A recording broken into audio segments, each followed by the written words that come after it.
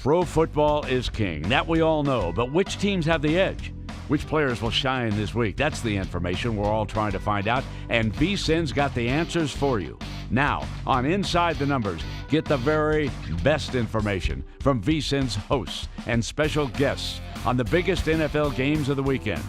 The best of VSiN, the Pro Football Edition, right now. Welcome back to Inside the Numbers, the best of VSiN.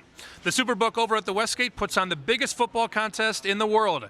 This year there's a record 3,123 people in the contest and a record 128 in the gold. Right here on VSiN, we get to exclusively reveal the opening lines.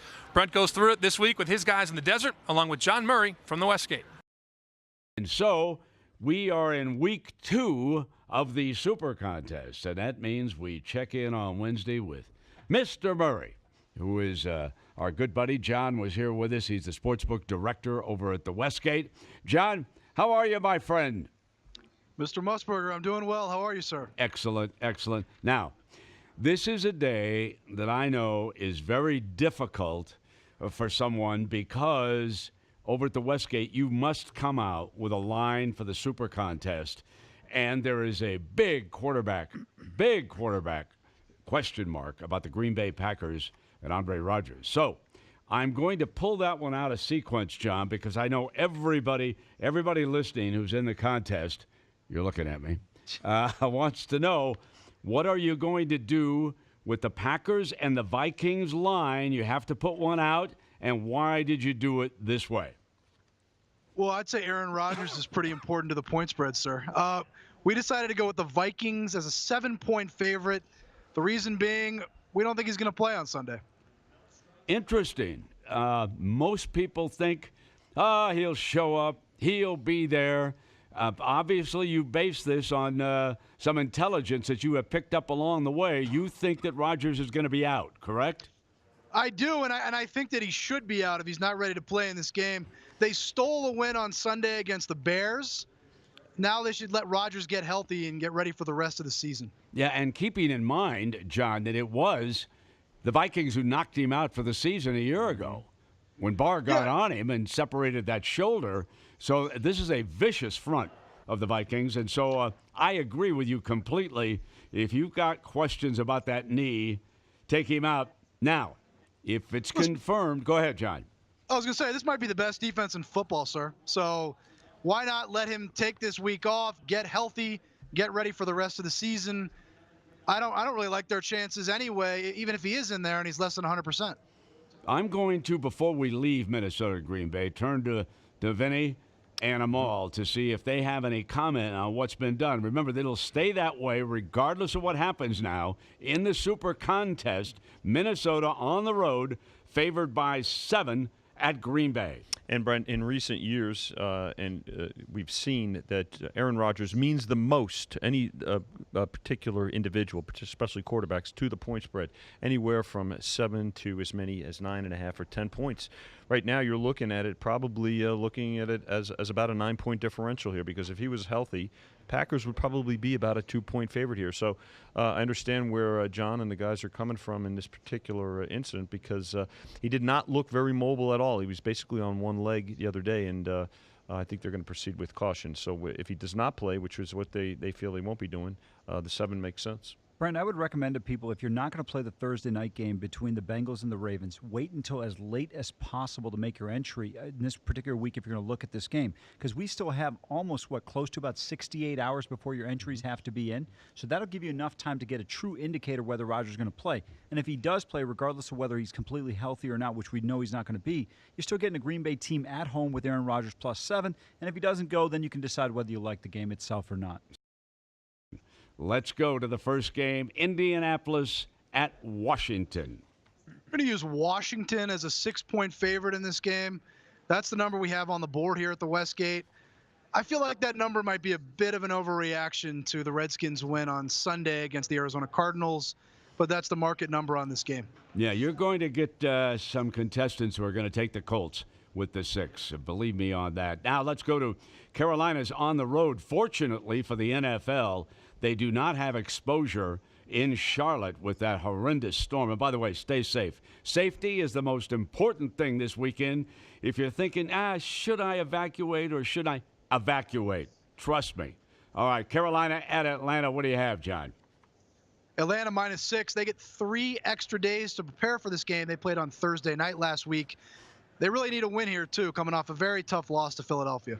All right, I'm going to stop for my 2 experts here. Amal, what are your thoughts about Atlanta? Didn't look good at Philadelphia, but John just said they're desperate. They're desperate to come up with a W here. You know, John's absolutely right. He also alluded to the fact that they've got those 3 additional days. My one concern is Cam Newton's safety valve in terms of Greg Olsen. He's probably not going to be available, if I'm not mistaken. I think he's going to be out in this matchup. And then Curtis Samuels looks like he's going to miss this game as well. So they have some deficiencies on the offensive end in the pass-catching area. But I still think, Brent, you look at a division game, 6 points is a lot when you've got 2 teams that are very competitive. Yeah, no question here. It's a matter of the offensive injuries to the Panthers. You mentioned Olsen, Amal, Darrell Williams, offensive tackle, is also out for this game. But again, then we see the Falcons with some defensive injuries that they incurred in their first game. But I could see the 6 here. I think, John, I like the number. You know, we've got audience joining us every minute on Sirius XM 204. We're speaking with John Murray, the sportsbook director at the Westgate, and we are going through the static numbers for the Super Contest. The bookies had to give us a number on the Vikings and the Packers, even though it's off the board throughout Las Vegas. But for those who are in the Super Contest Classic or Gold, the Vikings will be a 7-point favorite all weekend long. Tomorrow night's Thursday night game, Ravens-Bengals, a pick'em. Washington Redskins 6 over Indianapolis. Atlanta 6 over Carolina at home. Now, John, we jump up to Buffalo. Change of quarterbacks up there. Josh Allen, the rookie, takes over, and they host an angry Los Angeles Charger team. This is definitely one of the games we had some of the most discussion about. We're going to use the Chargers as a 7-point favorite. They're 7.5 in a lot of places on the market, but we wanted to use 7. We think that number is going to come down a little bit between now and Sunday. I think the wise guys are going to back the Bills in this spot, as hard of a pill as that is to swallow. The Bills plus 7.5, I think the wise guys would be using that one. Yeah, you know, John, to that point, there's one thing that works against the Chargers, and you know where I'm headed. It's that time zone. It's that west to east. That's a 10 o'clock Pacific start. Okay, so there's still the body clock for the Chargers is going to say 10 a.m., even though it is 1 o'clock. You put it at 7. There are going to be some folks who are going to take a shot at the Bills. I agree with you. Now let's go down to another game that is off the board. However, Tennessee Titans' new coach has said he fully expects Marcus Mariota to play. That was the last word that I heard coming in on the NFL radio network on Sirius XM. Tennessee hosts Deshaun Watson and Houston. What did you do with this one, John? Using a pick 'em for this game. You know, we put these numbers together about an hour ago, and then that news came out about Mariota. So we actually have Houston as a 2-point favorite in this game on the board. But for the Super Contest, we're going to use pick 'em. Okay, so we've got a pick 'em game with the Titans and the Texans. Now another one. Very interesting game. Patrick Mahomes and the Kansas City Chiefs go into Pittsburgh. That stadium will be rocking. Le'Veon Bell won't be there. He's not even on the depth chart for the Pittsburgh Steelers. Let me throw out a piece of gossip. I believe the Steelers are thinking about moving in the direction of the Oakland Raiders and trading their holdout. And I'm going to give you 2 teams. He'd be far away from, they don't want him anywhere close to Pittsburgh. They don't want to dump him in the division. Seattle, San Francisco. Keep those 2 franchises in mind if he goes on the market later today. However, we're talking about the Super Contest with my man John Murray. Kansas City at Pittsburgh. Big John, what do you got? Steelers a 4-point favorite in this game, Brent. I think this line might be a little bit low, but I already see the public coming in on the Chiefs as a dog in this game, which is always very interesting to see that. Yeah, it is. Now I'm going to go to my experts here for a second.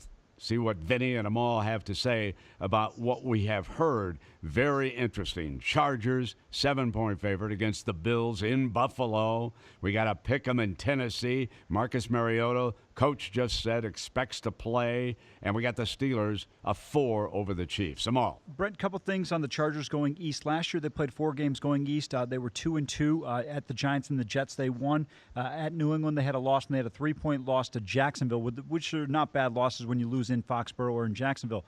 In terms of the Pittsburgh game, I tend to agree with John. I think it's a little bit of overreaction. I think people forget the Steelers had 6 turnovers in Cleveland in that weather. I think they'll be able to bounce back offensively. They'll be a little bit more effective, and I don't think the Kansas City Chiefs defense can rely on as many drop passes as the Chargers gifted KC in Week 1. Brent, let's talk about the Chargers, and John brought up a good point, too, because this is a clear example of where professionals will tend to bet prices. If there was a 7.5 up there, there's only one way to go, and that would be with the Bills. At least now you have an opportunity to kind of spread things out a little bit, even though it is the contest. So the 7 there. Texans and Titans, if Mariota does go, he's still going to be without Delaney Walker, his tight end, who's injured. And as far as the Steelers, yeah, we will see money for the Chiefs every week as long as they're getting points, and that's come in early. So an anticipatory move here with the 4, no question. All right, we go back to John. Last game before we take our first commercial break. John will go through the other 8 games after the break, but let's go to Miami at the New York Jets. I mean, they're still celebrating in Manhattan. The pubs haven't closed. What do you got, John? I hope I can come up with one line here to make Amal go on a rant, Mr. Musburger. He's agreeing with me, too. There's a lot of 3s on the board in this game. We decided to go with 2.5.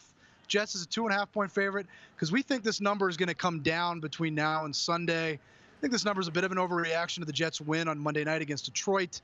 I don't think that the Dolphins should be this big of a dog here. Okay, John, do me a favor before we go to break. Take it from Thursday night. Run through the 8 numbers. We got fresh audience joining us every minute. Give us your first 8 numbers for the Super Contest at the Westgate, big fella. Baltimore, Cincinnati is a pick'em. Washington -6 at home against the Colts. Atlanta -6 at home against Carolina. Minnesota -7 in Green Bay. Again, we don't expect Aaron Rodgers to play in that game. The Chargers -7 at Buffalo. Houston and Tennessee is a pick. Pittsburgh -4 against the Chiefs. And the Jets -2.5 against the Miami Dolphins. The winner in this year's Classic will take home close to $1.5 million, another record. We'll be back right after this with the rest of the lines for Week 2. This is Inside the Numbers, the Pro Football Edition, the very best information from VSiN's hosts and guests on this week's biggest pro football games. You can listen to VSiN on SiriusXM Channel 204. Watch us online at vsin.com and follow us on Twitter at VSiN Live. If you didn't catch VSiN last week, here's some of what you missed. And I'll tell you, this will be one of the heaviest bet games of the weekend, just given its position. And again, we love having that first Monday night with a doubleheader. Is very exciting for us. Wish we had it every weekend. I love that because it will be the most bet game. Yeah. And we got some other good ones. I think the New England game is New England and Texans. That should be a great game. The Thursday night game, I think, is a terrific game. Yep. But when we count the dollars bet, it'll be on that last game. Well, everything will be going to it, too, right? Everything's going carry to over. But, Vinny, the psychology of bettors. They're either going to press if they're ahead, and they're going to try to get even if they're behind. The public ended up being on Michigan. That game had so many line moves. It was incredible. Notre Dame opened like 3, then Michigan went to 2, then Notre Dame went to 2, then Michigan ended up closing 2.5. Yeah. That game was all over the board. And you know what? I mean, people want to hang Harbaugh, but it was a close game. I mean, statistically, they had the same amount of first downs, same amount of yards. Michigan had 1 more turnover, and Notre Dame made 1 or 2 more plays than they did. Very even game. So if you're a Michigan fan, don't hang yourself yet. I still think you got life. Hey, let's review them all. Let's see where the discrepancies were. Nothing real different and all that. I nailed the Chargers right on the button there. Until you get to New Orleans. Right. I said New Orleans -10 against the Browns. You said it's 8.5. Give me the Saints all day long in that one.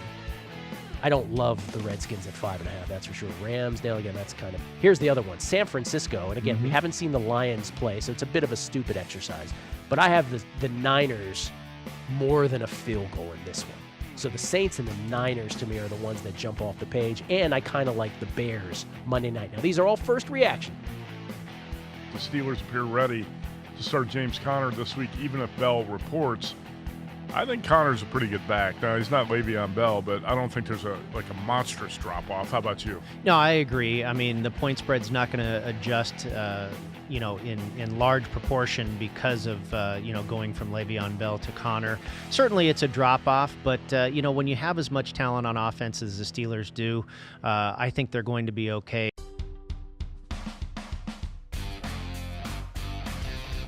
Welcome back to Inside the Numbers, where you get the best insight from VSiN's experts on this weekend's biggest pro football games.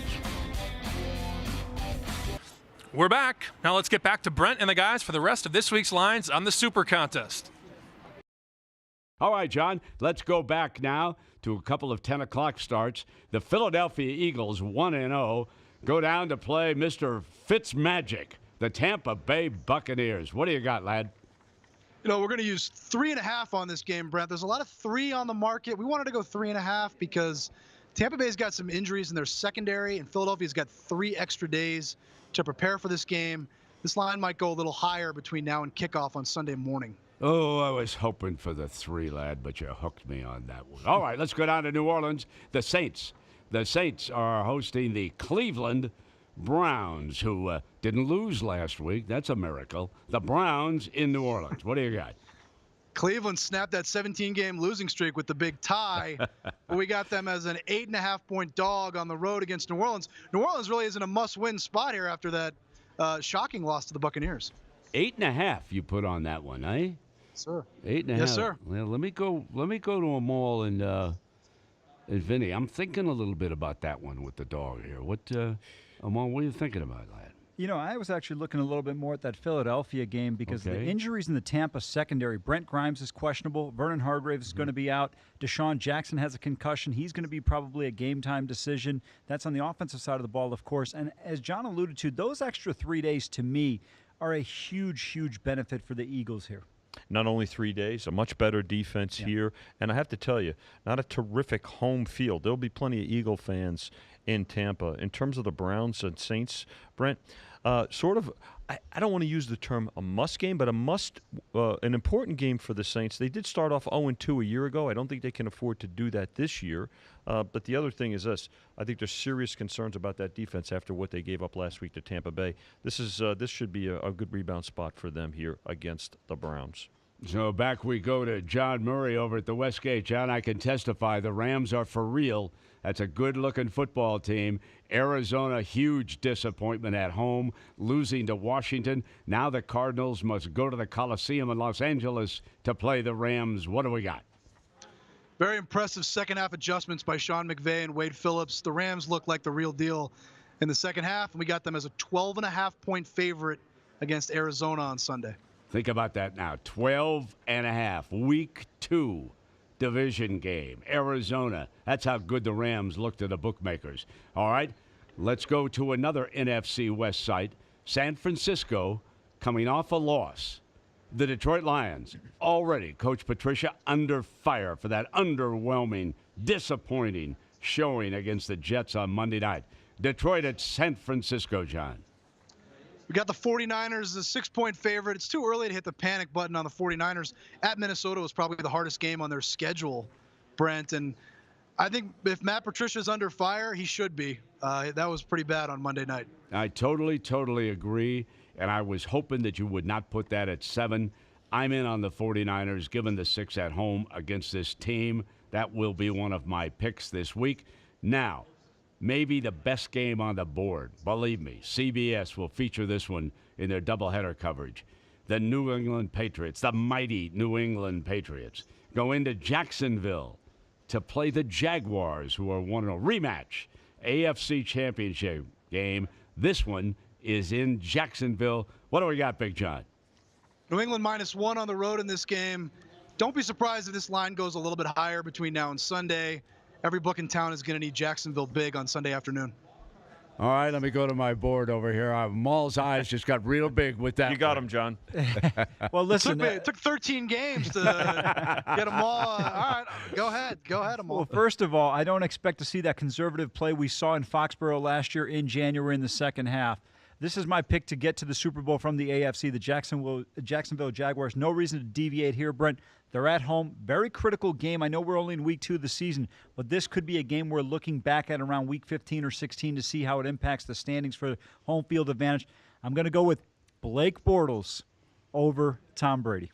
It's going to be interesting to see who the Patriots go with to reload in the backfield. Jeremy Hill out, injured last week, Brent. Leonard Fournette not playing, not practicing so far this week. I have to believe that he'll be available to go.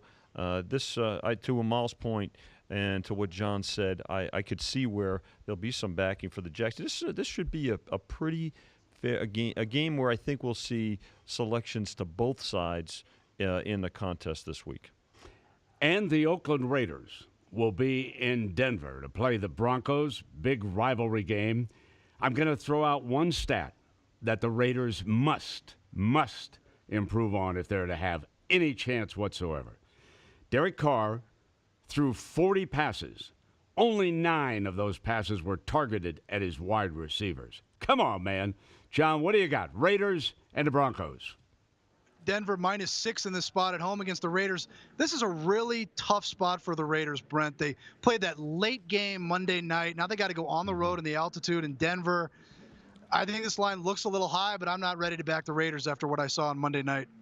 Is that altitude tough on announcers too, John? What do you hear about that? You tell me, sir. You tell me. I'll let you know. I'll let you know when I see you back at the studio. I know you're coming in next Tuesday to be on My Guys in the Desert, along with Between the Lines, and John Murray doing an excellent job with us yesterday. So the Broncos are favored by 6. I may have to show my bias. I might have to go on that one. I shall see. But I know one I'm looking at. The Giants are in Dallas. The Cowboys do not have a big home field advantage. That is such a beautiful stadium. That's the best stadium in all of sport, period, okay?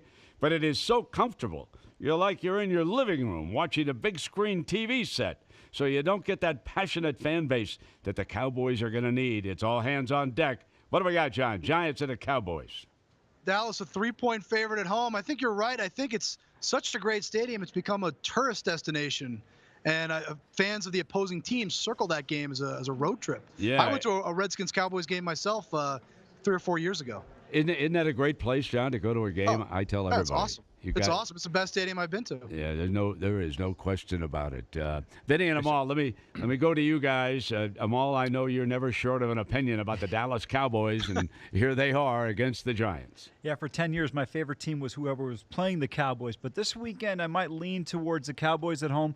I was just checking one of the things in terms of rushing yards. The Giants had 114 on the ground, and they were able to hold Jacksonville to 137. Not an ideal number. And I kind of compare the Jacksonville offensive line and the Dallas offensive line, giving the edge to the Jags. But I think this is going to be a tough matchup. Even though Dallas's passing game is weak, Cowboys at home, I think they have an opportunity to bounce back. Brent, Giants had as bad as they played last week, particularly Eli Manning. They had a chance to come down and win that game against the Jags last week. I just think that there's more questions with the Cowboys this year, and it's just indicative of this line. That's why it's 3. In the last couple of years, we've seen this game where the Cowboys have been 5 or 6 here. As far as the Broncos, they'll get to play short week, as John mentioned, and the Raiders with far more questions than do the Broncos. All right, that's your Sunday night game, the Giants and the Cowboys. Now let's go to the last game on the card. Monday night, ESPN. Seattle. This is who made this schedule? Definitely anti-Seahawks. 2 tough places to travel. 2 games in a row on the road. They go to the Windy City, John, to play the Chicago Bears. What do you got? Using the Bears as a 3.5-point favorite here, Brent. It's a market number everywhere. Great point about Seattle. Very tough for them. They got to start on the road against Denver and then on the road against a much-improved Chicago team that's going to be very hungry for a win after what happened last Sunday night. Yeah. All right, so that rounds out the card. Take us the bottom 8, and I don't mean that in order, but just in time. Start with the Philadelphia Tampa. I know we've got fresh audience just joining us. Take us through the 8 numbers in the NFL in the Super Contest. No problem. Philadelphia, a 3.5-point road favorite in Tampa Bay. New Orleans, an 8.5-point favorite at home against the Cleveland Browns. The Los Angeles Rams, a 12.5-point favorite at home against the Arizona Cardinals. The Cardinals might be the worst team in the NFC, Brent. 49ers, a 6-point favorite against the Lions. New England, a 1-point favorite on the road in Jacksonville. Denver, a 6-point favorite at home against the Raiders.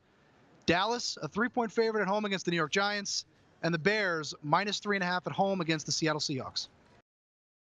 While the Classic has several payouts, the Gold Contest is a winner-take-all. Coming up, have you ever heard the football free-for-all on a numbers game with Gil Alexander? Trust me, you don't want to miss it. Next here on Inside the Numbers, the best of VSiN. This is Inside the Numbers, the Pro Football Edition, the very best information from VSiN's hosts and guests on this week's biggest pro football games. You can listen to VSiN on SiriusXM Channel 204. Watch us online at vsin.com and follow us on Twitter at VSiN Live. If you didn't catch VSiN last week, here's some of what you missed. And I'll tell you, this will be one of the heaviest bet games of the weekend, just given its position. And again, we love having that first Monday night with a doubleheader. Is very exciting for us. I wish we had it every weekend. I love that because it will be the most bet game. And we got some other good ones. I think the New England game is New England and Texans. That should be a great game. The Thursday night game, I think, is a terrific game. Yep. But when we count the dollars bet, it'll be on that last game. Well, everything will be going to it too, right? Everything's going carry to over. But Vinny, the psychology of bettors. They're either going to press if they're ahead, and they're going to try to get even if they're behind. The public ended up being on Michigan. That game had so many line moves. It was incredible. Notre Dame opened like 3, then Michigan went to 2, then Notre Dame went to 2, then Michigan ended up closing 2.5. Yeah. That game was all over the board. And you know what? I mean, people want to hang Harbaugh, but it was a close game. I mean, statistically, they had the same amount of first downs, same amount of yards. Michigan had one more turnover, and Notre Dame made 1 or 2 more plays than they did. Very even game. So if you're a Michigan fan, don't hang yourself yet. I still think you got life. And let's review them all. Let's see where the discrepancies were. Nothing real different and all that. I nailed the Chargers right on the button there. Until you get to New Orleans. Right. I said New Orleans minus 10 against the Browns. You said it's 8.5. Give me the Saints all day long in that one. I don't love the Redskins at 5.5, that's for sure. Rams, now again, that's kind of... Here's the other one, San Francisco. And again, we haven't seen the Lions play, so it's a bit of a stupid exercise. But I have the Niners more than a field goal in this one. So the Saints and the Niners, to me, are the ones that jump off the page. And I kind of like the Bears Monday night. Now, these are all first reaction. The Steelers appear ready to start James Conner this week, even if Bell reports.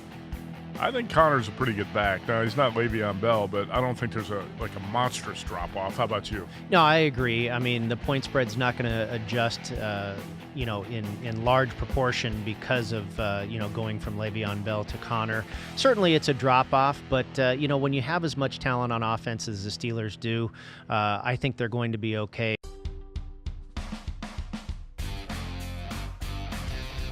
Welcome back to Inside the Numbers, where you get the best insight from VSiN's experts on this weekend's biggest pro football games.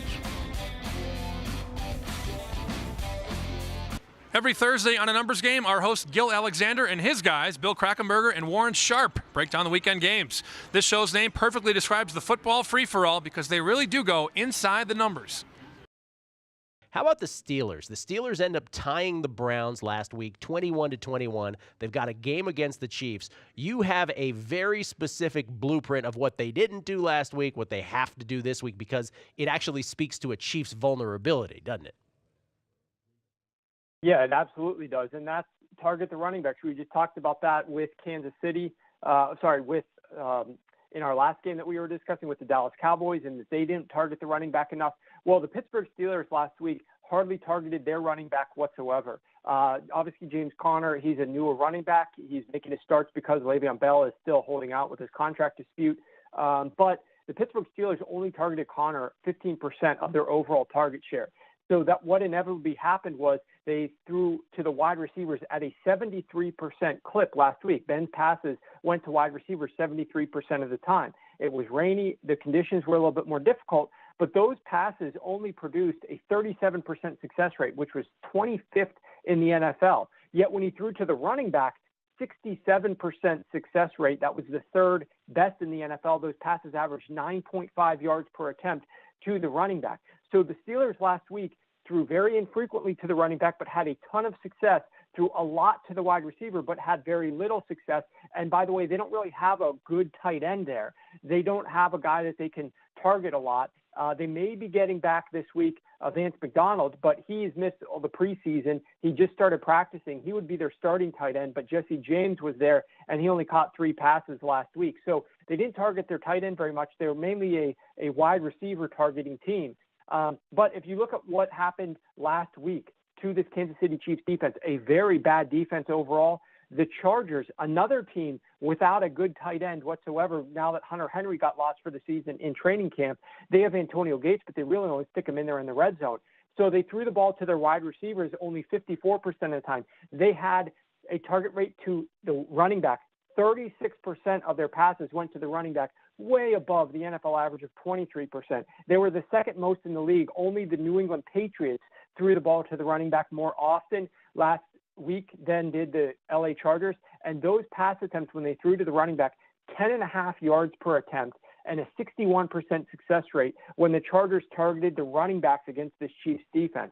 I think the Steelers need to come into this game a lot more balanced and creative offensively. They know that they want to run James Conner a little bit, but James Conner doesn't have the same upside, even though he produced better week 1 against the Browns than did Le'Veon Bell week 1 against the Browns in the 2017 season. But James Conner is going to probably get some rushing efficiency, but they need to get him involved more in the passing game so that they don't have to keep throwing all these passes to the wide receiver. But if you look at last week's game, obviously they played the full 60 minutes, then they had to play another full 15 because they did not have, nobody could score in overtime. But the Steelers, as a result of all that time in the game, 19 drives, ridiculous, 19 drives in that game, an absurd number. You know how many times they punted the ball? Only 7 punts out of 19 drives. They just had 6 turnovers. They fumbled a bunch. They threw some interceptions, and they also missed a field goal that would have won the game in overtime. So they just did not have the efficiency that was needed. And I really think this week they're going to get more of that efficiency on the field. They're going to have better success, but they need to involve James Conner more in the passing game. Those of us who had the Steelers against the number last week, we know that all that you just said oh so well. Steelers led it 21-7 midway through the fourth. Couldn't seal the deal. But as Warren says, Chiefs running back pass defense last week on all downs, 18 targets, allowed 61% success, 10.5 yards per attempt. On early downs, which is a staple of Warren's analysis, 15 targets, 73% success rate allowed, 12.1 yards per attempt on opposing running backs. So Pittsburgh, who had an 80% success and 10.2 yards per attempt on 5 early down running back passes, that is a definitive blueprint for them to go by, and it's the golden question then, Warren, just what I asked about Jason Garrett, Scott Linehan, and the Cowboy staff. Will the Steelers figure out that that's what they need to do? Let's handicap the coaches. I don't know that Randy Fitchner is, as of yet, following me on Twitter, so I highly doubt that he's getting any of this information from me, although some coaches I know definitely do, and some have reached out to me on Twitter, but Fitchner definitely does not, and he's a new coach this season, number one. Number two, I don't know how much they study analytics there in Pittsburgh, especially offensively, and adapt their game plan, but I will say this. Last year, they threw the ball more to Le'Veon Bell than what they threw the ball to James Conner week 1, so I do think that they probably will go back and throw the football a little bit more to James Conner in this game, because one of the reasons is Ben did not have a very good game last week. And while they were up, you know, that would have been the perfect time to throw the ball to the running back and have a little bit more efficiency. Those are high percentage completions. Ben was throwing the ball all over the field, threw too many interceptions last week. This week would be a great time. He plays so much better at home than he does on the road. Bring him back at home, work more running back passes in there. So the question is, will they? I think that they will. It's not going to be marginally high like the Chargers did, 36%, but I do think that it will improve from only 15% target rate last week. We'll see on our show next week if they ended up doing that or not. Steelers 4.5-point favorites hosting the Kansas City Chiefs in that ball game. Early game on Sunday, by the way, Dallas, a 3-point favorite, hosting the Giants on Sunday night. And then when it comes to the New England coaching staff, we know that they get it. That's the one thing we can count on. And they have figured out the way to beat this Jacksonville defense. What is that way, Warren? Well, the way is to not throw the football very much to the wide receivers from 3 wide receiver sets. So that's become the staple offense in the NFL, has been spreading it out. And teams end up going into 11 personnel about 59% on average. When they throw the football, 69% of pass attempts come from 11 personnel.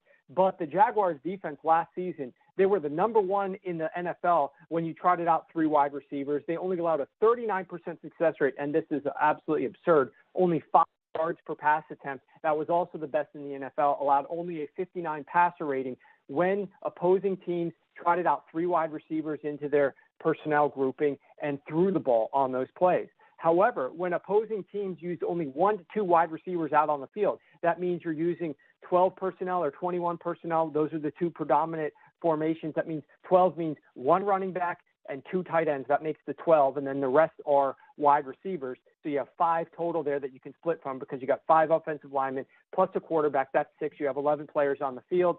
Sorry for the early morning math, but the reality is that when you only use 1 to 2 wide receivers and you got an extra tight end out there or an extra running back, the Jaguars' pass defense was much, much worse. They dropped from number 1 at a 39% success rate all the way down to number 23 and a 55% success rate allowed.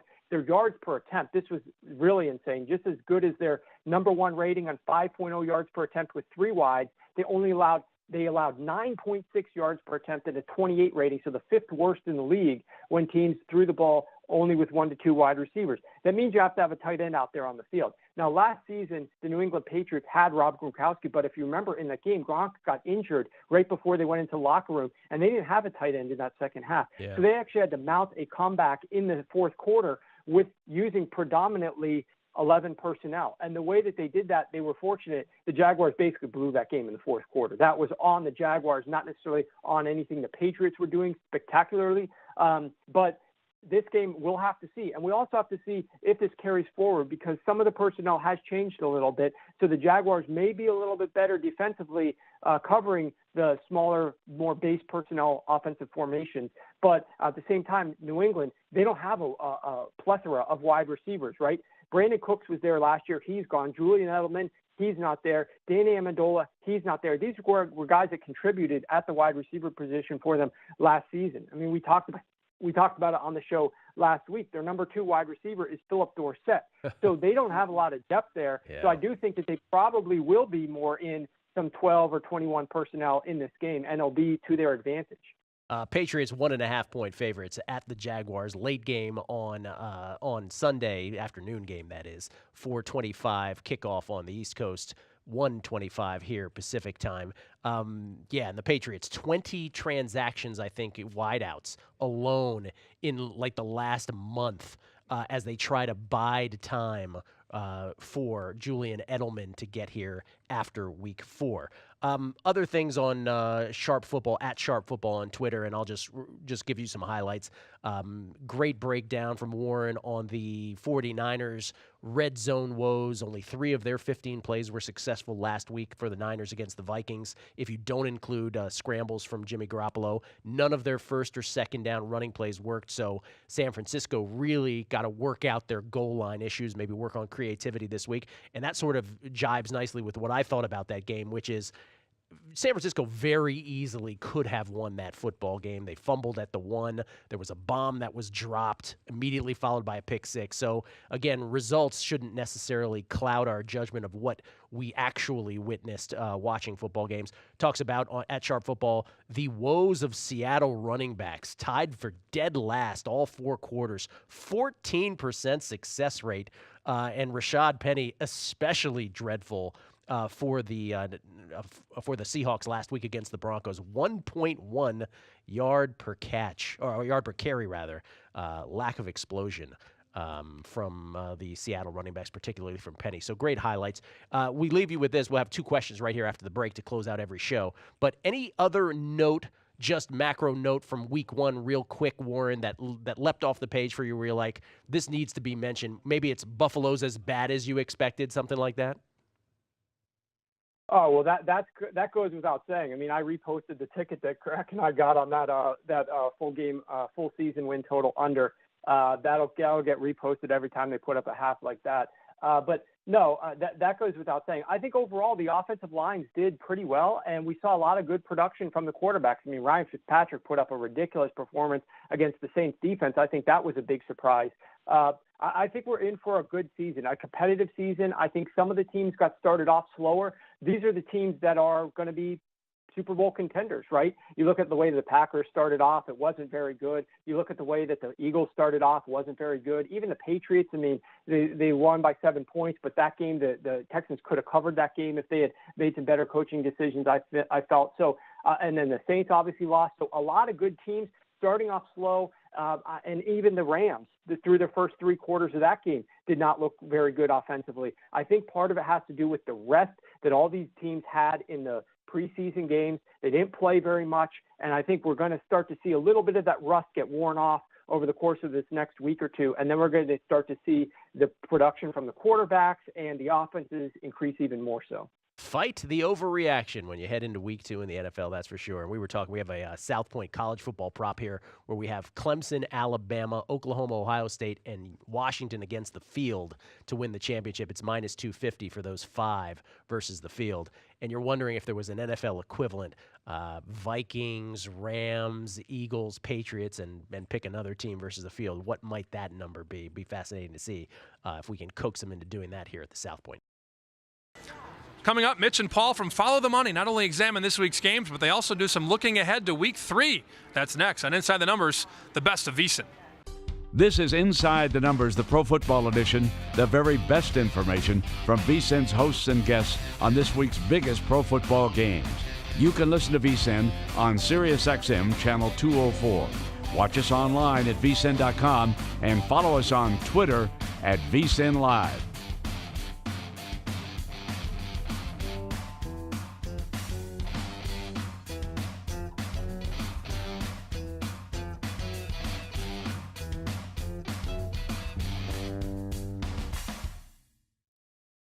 If you didn't catch VSiN last week, here's some of what you missed. And I'll tell you, this will be one of the heaviest bet games of the weekend, just given its position. And again, we love having that first Monday night with a doubleheader. Is very exciting for us. I wish we had it every weekend. I love that because it will be the most bet game. Yeah. And we got some other good ones. I think the New England game is New England and Texans. That should be a great game. The Thursday night game, I think, is a terrific game. Yep. But when we count the dollars bet, it'll be on that last game. Well, everything will be going to it, too, right? Everything's going carry to over. But, Vinny, you know the psychology of bettors. They're either going to press if they're ahead, and they're going to try to get even if they're behind. The public ended up being on Michigan. That game had so many line moves. It was incredible. Notre Dame opened like 3, then Michigan went to 2, then Notre Dame went to 2, then Michigan ended up closing 2.5. Yeah. That game was all over the board. And you know what? I mean, people want to hang Harbaugh, but, it was a close game. I mean, statistically, they had the same amount of first downs, same amount of yards. Michigan had 1 more turnover, and Notre Dame made 1 or 2 more plays than they did. Very even game. So if you're a Michigan fan, don't hang yourself yet. I still think you got life. And let's review them all. Let's see where the discrepancies were. Nothing real different and all that. I nailed the Chargers right on the button there. Until you get to New Orleans. Right. I said New Orleans minus 10 against the Browns. You said it's 8.5. Give me the Saints all day long in that one.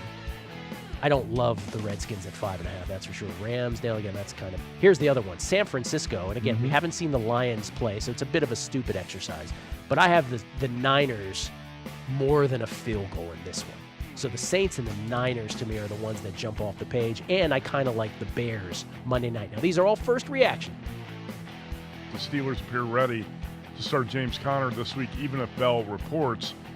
I think Conner's a pretty good back. Now, he's not Le'Veon Bell, but I don't think there's a monstrous drop-off. How about you? No, I agree. I mean, the point spread's not going to adjust in large proportion because of, going from Le'Veon Bell to Connor. Certainly it's a drop-off, but, when you have as much talent on offense as the Steelers do, I think they're going to be okay.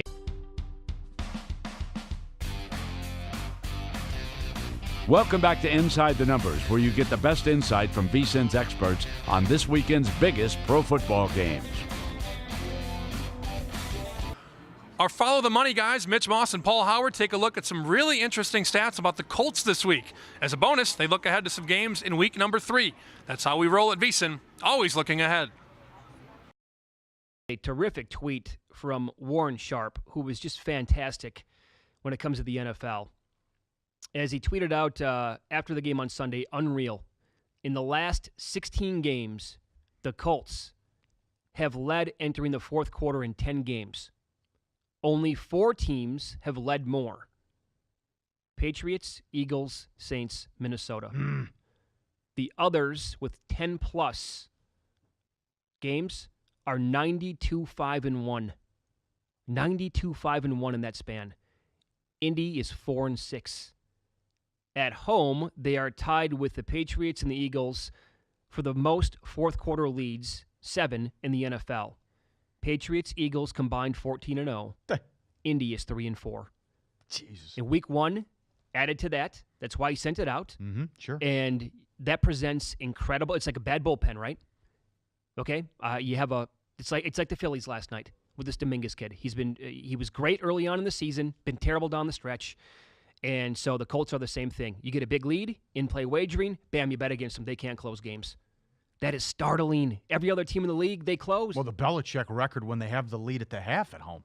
Forget it. Lock it up. And this week for the Colts, a weird game with the weather. Playing against the Redskins. They're looking at an 0-3. This is tough. Now, they can win Sunday, but still. It's going to be. They go to Washington, then they have to go to Philly. We look at an 0-3 here. Yep, certainly. Don't disagree. Yeah, that was a huge win for the Bengals. And there's one more, just a throwaway on the Raiders. This is from John Dubo AP. Last 3 years, the Raiders are 13-4 when committing 10-plus penalties. 12-19 when they commit fewer than 10. Does Tim Brown, remember Tim Brown's rant? And it was, he did it when the tuck rule and Woodson went off, whatever. They can't stand Al Davis. It doesn't matter who the coach is. It's still the tops in penalties every year. Del Rio, Norv Turner, Gruden one game, even going back to Gruden's first tenure. It doesn't matter. No matter who the coach is, the Raiders with the penalties. It's like they have the league has it in for them. That was Tim Brown's rant years ago. They had 10 for 145 at the half, but they were in the game. Isn't that wacky?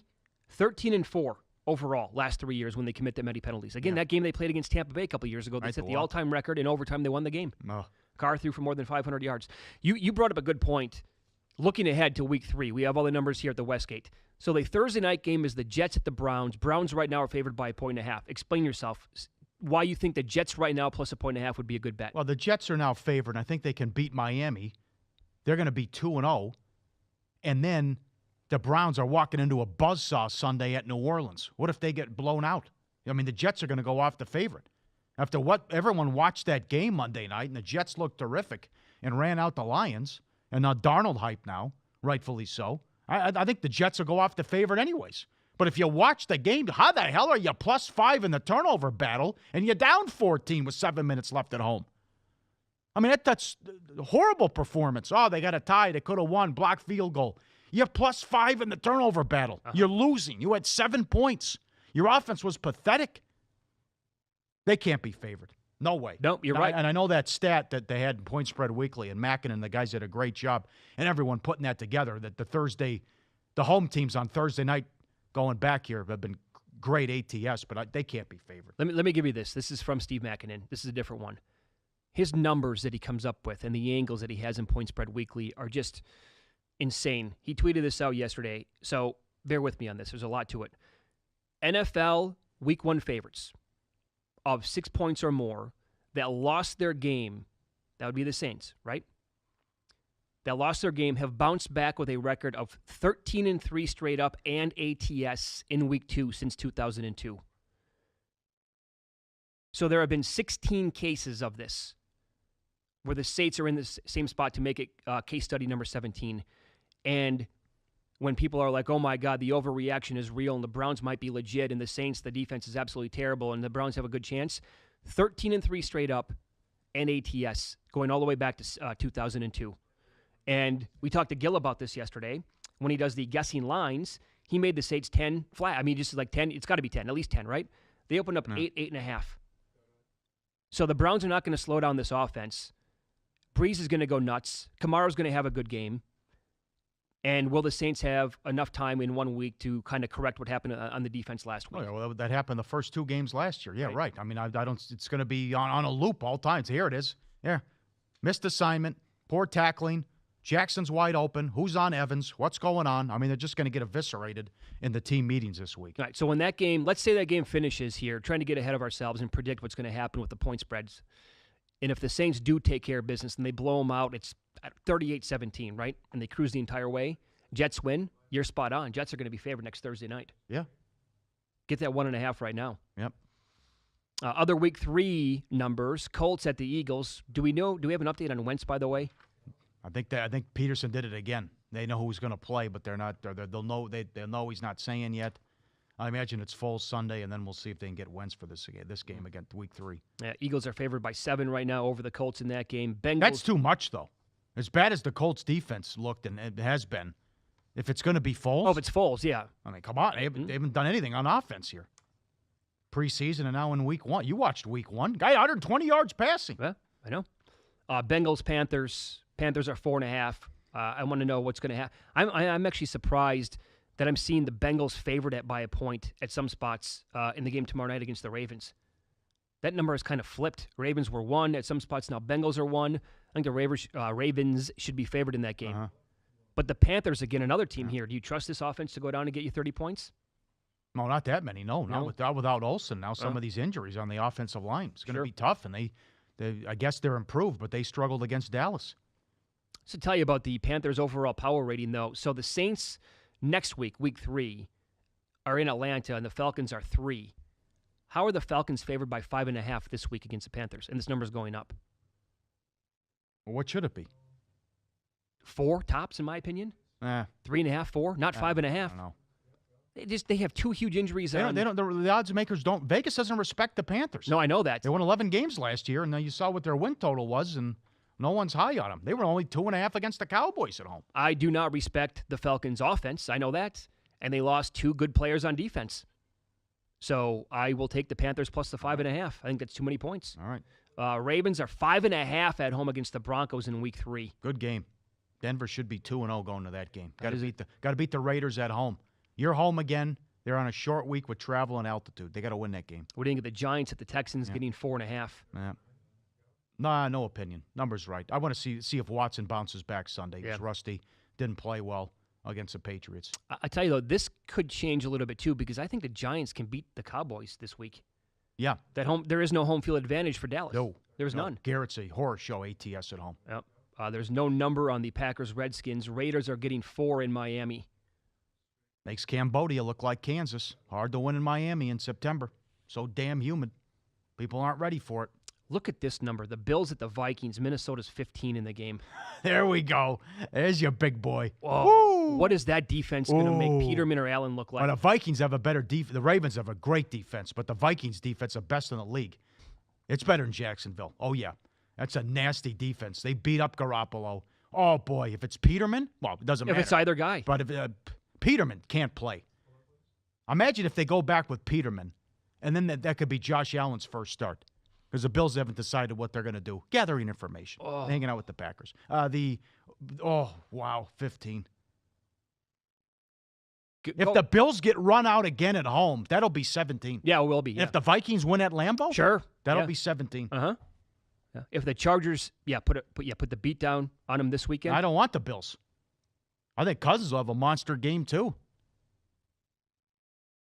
I mean, you saw what the Ravens did on offense. It was everything. I mean, that thing's 40-0 early in the third quarter. I wish this was a late game. 49ers and the Chiefs, they play in KC. KC is -4. That's going to be must-watch television. God, next week they give us like 11 early games. Come on. That's a bad job. Yeah, KC -4 against San Francisco. Battle of L.A. is intriguing. Late game, 105, Chargers-Rams. Bears favored on the road again. Ooh, that looks good. Bears 2.5 at Arizona. Oh, wow. Mac's going to eat Bradford for lunch. Yeah, that offensive line might be the worst in football. Oh, that line's up to 12.5 now. That Rams line, I don't want Arizona. That could be a bloodbath. That'll be a burial. I mean, the Rams should just destroy Arizona. Well, we talked about that yesterday because the send-out was, 10? Yeah. Maybe 10.5 at some spots. We questioned whether or not that's going to get to 13.5. Come on. Bad job by the networks. They did this. There's 10 early and 3 late because they want the whole national TV audience to see Dallas and Seattle. Yeah, good game 4 years ago. Come on. Yeah, and then the Sunday night game. God, and by the way, when they get stuck like this too, where they will go back-to-back weeks giving us the same crappy teams in prime time, or they'll do 2 out of 3 weeks. The Lions are on Sunday Night Football already against the Patriots. Patricia Bowl. Back-to-back. I know. Back-to-back primetime games for the Lions. And enough with the Steelers. I mean, I know they're every frickin' year with the Steelers. Yep. With the 6, 7 primetime games, national TV games. They're on Monday night now. They're on Monday night. They're lane 4 in that game. Was it last year or 2 years? Remember we were stuck with the Giants? Number 1 market. Yeah, no, they're painful. It's like watching paint dry their offense. We've gotten the Giants, the Jets. We've gotten, I want to say Denver in recent years when they've had just teams that are like. You never do that. What is going on here? I mean, unless you get the Patriots. Unless you know someone's going to be really good going in. Right. You can't put a team on 5, 6 times. 4 or 5 times for the simple fact that they might go 3-13 and you're stuck with them. Yeah, or they're sexy where they're going to have a good offense. Put the Saints on. Put a team like that. Pick and choose that. Give us the Rams a little bit more in prime time. That's our show for this week. We hope you enjoyed it, and we hope the information we've given you will help you make some smart choices. Until next week, this is Sam Panayotovich. Good luck Sunday. This is Inside the Numbers, the Pro Football Edition, the very best information from VSiN's hosts and guests on this week's biggest pro football games. You can listen to VSiN on SiriusXM Channel 204. Watch us online at VSiN.com and follow us on Twitter at VSiN Live.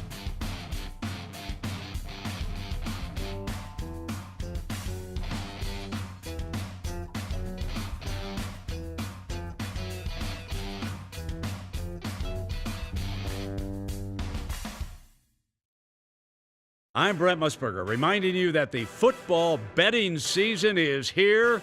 There is nothing like it. Are you ready to celebrate the thrill of victory and cash a ticket even on defeats? Sharpen your edge now with the help of Matt Humans, Dave Tooley, and the rest of my guys in the desert. We'll get you prepared for the football season with exclusive handicapping stories and data that you won't find anywhere else. Go to vsin.com/subscribe for the package that makes sense for you, including a 1-week trial at no charge. Our new all-access subscription includes Point Spread Weekly, VSiN's digital magazine designed to make you a better handicapper and avoid the agony of defeat. You'll also get VSiN's 140-plus page college football betting guide, followed by our comprehensive pro football betting guide in August. Sign up now, vsin.com/subscribe. That's vsin.com/subscribe. Remember, cashing tickets is what it's all about. If you didn't catch VSiN last week, here's some of what you missed. And I'll tell you, this will be one of the heaviest bet games of the weekend, just given its position. And again, we love having that first Monday night with a doubleheader. Is very exciting for us. I wish we had it every weekend. I love that because it will be the most bet game. Yeah. We got some other good ones. I think the New England game is New England and Texans. That should be a great game. The Thursday night game, I think, is a terrific game. Yep. But when we count the dollars bet, it'll be on that last game. Well, everything will be going to it, too, right? Everything's going carry to over. But, Vinny, you know the psychology of bettors. They're either going to press if they're ahead, and they're going to try to get even if they're behind. The public ended up being on Michigan. That game had so many line moves. It was incredible. Notre Dame opened to like 3, then Michigan went to 2, then Notre Dame went to 2, then Michigan ended up closing 2.5. Yeah. That game was all over the board. And you know what? I mean, people want to hang Harbaugh, but, it was a close game. I mean, statistically, they had the same amount of first downs, same amount of yards. Michigan had 1 more turnover, and Notre Dame made 1 or 2 more plays than they did. Very even game. So if you're a Michigan fan, don't hang yourself yet. I still think you got life. And let's review them all. Let's see where the discrepancies were. Nothing real different and all that. I nailed the Chargers right on the button there. until you get to New Orleans. Right. I said New Orleans minus 10 against the Browns. You said it's 8.5. Give me the Saints all day long in that one. I don't love the Redskins at 5.5, that's for sure. Ramsdale, again, that's kind of... Here's the other one, San Francisco. And again, we haven't seen the Lions play, so it's a bit of a stupid exercise. But I have the Niners more than a field goal in this one. So the Saints and the Niners, to me, are the ones that jump off the page. And I kind of like the Bears Monday night. Now, these are all first reaction. The Steelers appear ready to start James Conner this week, even if Bell reports. I think Conner's a pretty good back. Now, he's not Le'Veon Bell, but I don't think there's a monstrous drop-off. How about you? No, I agree. I mean, the point spread's not going to adjust, in large proportion because of, going from Le'Veon Bell to Conner. Certainly it's a drop-off, but, when you have as much talent on offense as the Steelers do, I think they're going to be okay.